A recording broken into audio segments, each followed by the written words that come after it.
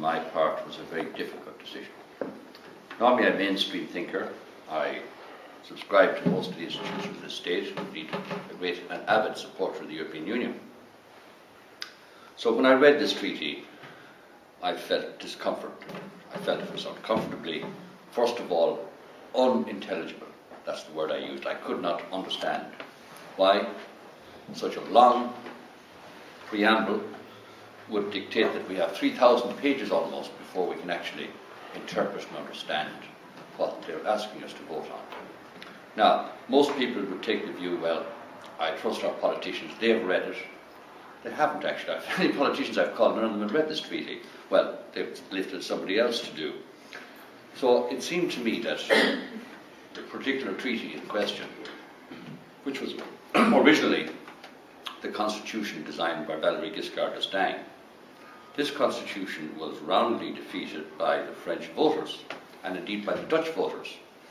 So they took it back and they dressed it up again, and they called it the Treaty of Lisbon, and it's 95% the same as Valéry Giscard d'Estaing's constitution, which was rejected by the French people and by the Dutch, and probably would have been rejected by the Irish and the British had they had an opportunity to vote. So why are the bureaucrats in Brussels, I said, doing this? They're redressing this treaty, putting it in as Treaty of Lisbon, where it's 95% the same as the Constitution, and they're asking us to vote again on it. But they're doing more than that. The French have decided they're going to disenfranchise the French voters, and the Parliament are going to decide on what the French are going to do. The Dutch took a similar stance and decided that this readdressed treaty, or constitution as they once called it, was going to be acceptable now because they dropped 5% of it. So they decided the Dutch Parliament to ratify it, because clearly the mere mortals who vote for these parliamentarians are not capable of making a judicious decision on this matter. That troubled me greatly. Then I saw in the Constitution, or in the treaty, that they are going to have an unelected president of Europe who's going to represent us in negotiations with China, for example, or with Russia. And this unelected president will be lecturing the Chinese on democracy, and indeed the Russians for that matter, and yet he will be unelected. Also, the Secretary of Foreign Affairs, what we call our foreign interests, are going to be represented in our defence interests by also an unelected official. Now I find this wrong. And you look across the water, across the Atlantic to the United States of America. I've read the American Constitution. Beautiful document. Every child in America can understand it. So they know what America means as they go through college. I read Bunton here in the Irish Constitution. I understood it. And I understood what it was to be an Irishman. Now they put this, and I must say congratulations to Pat for consolidating it. He's done a wonderful job, and it does make it slightly more legible. But still, the intent and the content are the same. I don't know how it took him to do this, but if anyone were to read the treaty that we're being asked to vote on, I can guarantee you it will take you at least 6 weeks to understand probably half of it. And this is what we're expected to put in place as a treaty to sustain Europe for the next 1,000 years or 500 years, whatever. Clearly, the European Court of Justice will have more say in what and who governs us in this treaty, because it is a lawyer's nightmare. Any of you who are lawyers down who have read this treaty will see the ambiguities enshrined in it. The politicians who designed it say, well, we crafted it this way because we couldn't get anyone to agree to a new constitution, so we had to amend the existing legislation, Maastricht, we amended Maastricht, and we amended Treaty of Rome. Yes, they did. And now you get a hodgepodge of, there's one particular article with 11 amendments and 4 additions. So try figuring that one out for a mere mortal. So clearly, those 3 issues, the fact that it was such an unintelligible document, and I felt deliberately obfuscated by bureaucrats in Brussels. I don't know why they would have to have a document this lengthy and this wordy to provide for legislation in Europe. I also would look back on my own experience in Brussels. It hasn't been a good one. We had a particular issue on noise where the European Union introduced a regulation. Regulation was clearly flawed insofar as I could see, because it didn't have anything to do with noise. It had more to do with, it may have been the same as saying if you paint your engine blue you can't come into Europe. That basically was that badly drafted. So we challenged them, took them on the Irish High Court and got a referral. We also, to consolidate our case, we went to the British High Court and asked them to look at the same document, the same regulation. We won our case there. So armed with my two judgments from the English High Court and the Irish High Court, I went to Brussels and said, guys, two jurisdictions within the Union think this regulation is flawed, take it off the table. No, you wouldn't. So I had to go to the European Court of Justice. I got the Advocate General's opinion, which came out very strongly and said, no, this regulation is flawed, it shouldn't be there.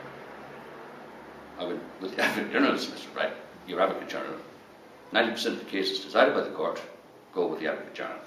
So I said, take it off the table. No. So I had to go to a full hearing. It took me 3 years. It cost me 2.8 million. So after that, I read everything from Brussels as soon as I get it, so that I don't have the same costs incurred again by having to fight them. Anyway, in the court case, I lost in the Court of Justice. The court found that while the regulation was irregular in its application, it was not illegal under the Treaty of Rome. So the next day, they withdrew the regulation, having been criticised by the court for having it in the first place. But of course, I had to pay all the costs because of the fact that I didn't win the case.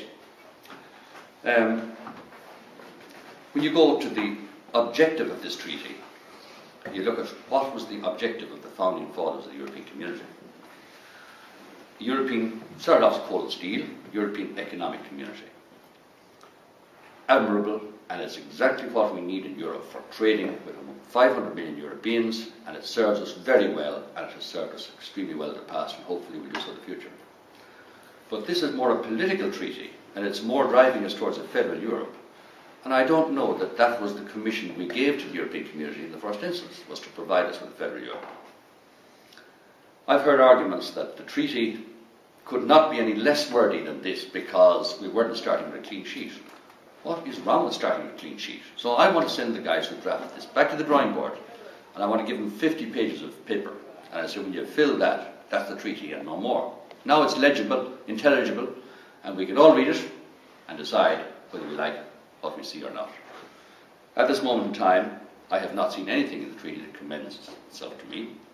I have worries about certain articles of the treaty, Article 113, for example, on distortion of competition.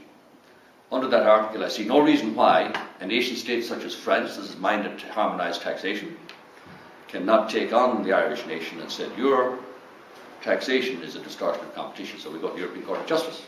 If the European Court of Justice finds against Ireland in its distortion of competition action, then we have to look at whether we change our taxes or otherwise. If we don't, France could then impose destination taxes on goods coming from Ireland to France to equal the distortion.